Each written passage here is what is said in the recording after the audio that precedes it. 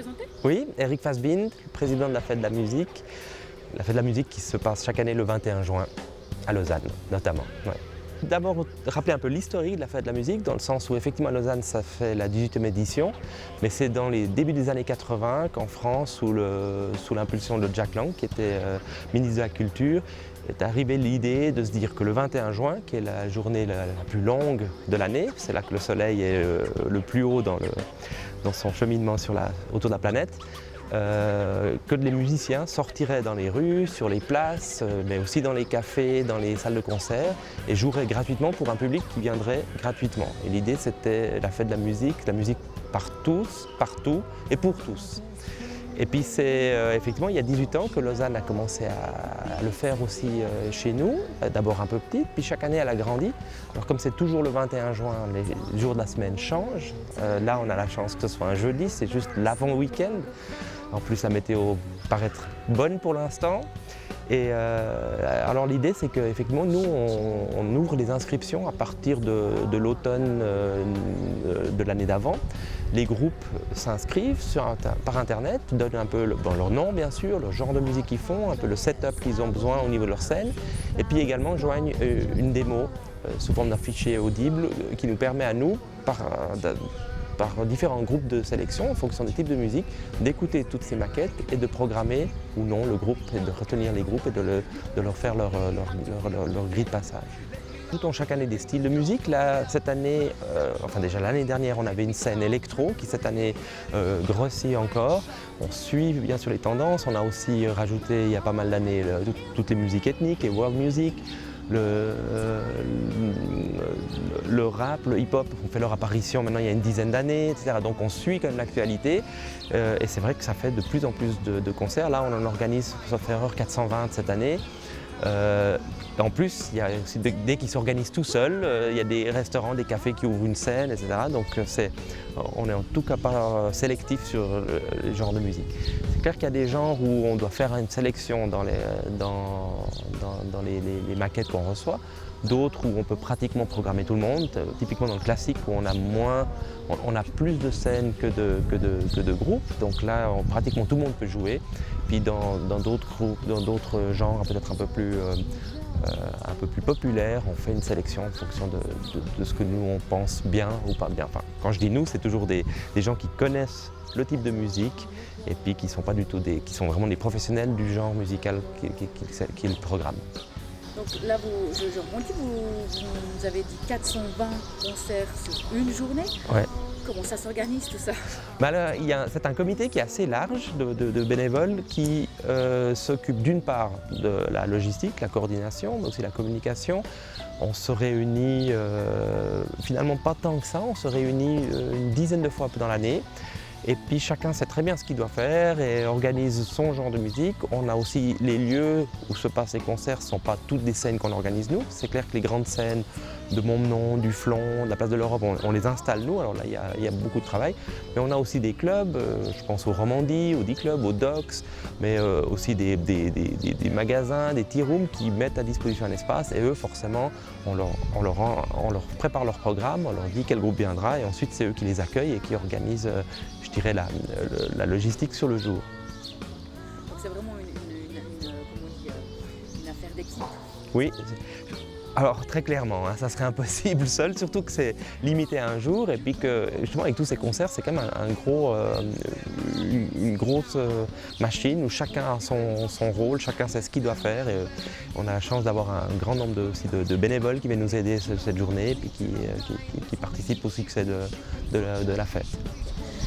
Alors on va parler un petit peu de ce qui va se passer ce 21 juin. Alors la loterie romande qui fête cette année ses 75 ans a décidé de confier aux fêtes de la musique, parce que comme je vous le disais avant c'est un mouvement je dirais planétaire, parce que je crois qu'il y a à peu près 1500 villes qui font une fête de la musique, c'est une approximation, mais ils ont décidé que dans chacun des cantons, ils feraient une petite fête pour leur anniversaire de 75 ans. Et à Lausanne, enfin pour le canton de Vaud, c'est nous qui avons été en guillemets sélectionnés et choisis. Et donc une scène, la scène de la Place de l'Europe, qui est à la sortie du métro, leur appartient partiellement, c'est-à-dire que c'est eux qui ont choisi une partie du programme, bien sûr toujours avec notre comité. Et sur cette scène, on a décidé de faire un projet un peu spécial. On a demandé à K, qui est un chanteur lausannois, que j'espère tout le monde connaît, de revoir ses chansons. On lui a fait harmoniser ses chansons, on lui a réécrit pour différentes formations, notamment pour un big band de l'EJMA qui jouera pour le Quatuor Byron, donc avec un accompagnement classique. Certains des morceaux qu'on connaît joués avec un groupe plutôt rock vont être joués par ces formations. Et il y aura également une surprise qui est faite avec des gens qui n'ont normalement pas l'habitude de faire de la musique, mais je ne vais pas en dire plus maintenant, il faut absolument venir à la place de l'Europe le 21 pour voir ce qu'il nous a préparé. Alors ça c'est une petite chose alléchante que vous nous parlez de la place de l'Europe, mais est-ce que vous pouvez nous dire deux, trois autres petites choses qui se passent ailleurs? Oui, alors moi je trouve qu'il y a toujours un grand moment qui sont lorsque les centres socioculturels de la ville, et celui de la Bourdonnais y participe aussi, viennent. Et cette année, pour des raisons de logistique, la scène est à l'Esplanade de Montmenon, à côté de la salle Paderewski. Traditionnellement c'était en bas au flanc, mais maintenant il y a un chantier à côté de l'EJMA et on a dû pendant une année se mettre en haut. Mais ce qui va être, je pense, assez super parce que c'est quand même un endroit qui est bien pour la musique, qui est bien par rapport à son... généralement c'est une scène qui marche très bien, qui a un grand succès, les gens y restent. Et puis, donc ça c'est une chose que je recommande. C'est difficile de dire... De faire une recommandation. Ce que moi je dis toujours aux gens, c'est essayer d'être curieux. Ne vous cantonnez pas, si vous écoutez toute la journée des fanfares, n'allez pas qu'à la Palue où il y a les fanfares, allez voir à la place de la Louve plutôt la chanson, essayez de franchir les portes d'un lieu classique, de s'asseoir un moment et d'écouter une musique qui peut-être ne fait pas partie de son quotidien. Et puis je dirais de prévoir assez de temps, de commencer tôt, d'évoluer avec la fête, parce que la fête commence déjà vers les midis avec des concerts plutôt à l'heure classique. Après on a toute la partie justement de la scène de l'Europe qui va s'éveiller, les centres socioculturels à Montmenon. À la place centrale, on a généralement plutôt le rock traditionnel, on va jusqu'à minuit. Et puis ensuite, tout le monde descend dans les clubs et finit, que ce soit au vinyle, que ce soit au D-Club, que ce soit au Romandie, jusqu'à tôt le matin du 22.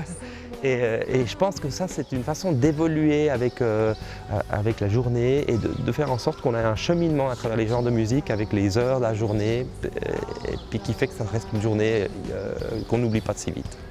Et en plus, cette année, vous avez innové, je crois, vous avez donné la possibilité aux gens qui sont geeks, comme on les appelle, de pouvoir sélectionner ou leur groupe, ou ce qu'ils ont envie de voir déjà depuis leur smartphone. Oui, alors c'est pas que les geeks, parce que c'est une application qui a été effectivement faite, que vous pouvez télécharger sur votre Android ou votre iPhone.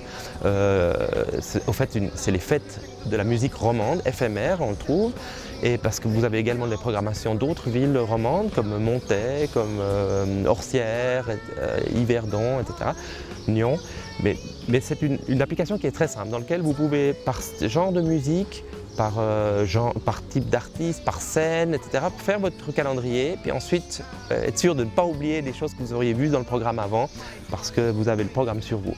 Et pour ceux qui n'ont pas de smartphone ou qui n'ont pas envie de s'énerver avec une application à télécharger, on peut aussi le faire sur notre site web, donc lausanne.ch/fête de la musique en un mot. Et là, il y a un lien qui permet de rentrer dans la même application, mais sous format ordinateur, sous format web. Donc on peut préparer le soir avant chez soi, imprimer son programme, le mettre dans la poche et puis venir nous rejoindre. Est-ce que vous voulez rajouter quelque chose, le petit mot de la fin ? Le petit mot de la fin, c'est qu'on espère vous voir nombreux. L'année dernière, on était à peu près 50 000 au pif. C'est toujours difficile de savoir parce que c'est gratuit, il n'y a pas de billets. Et puis on aimerait bien cette année battre ce record. On espère donc voir un maximum de gens de la Bourdonnette nous rejoindre au centre de Lausanne.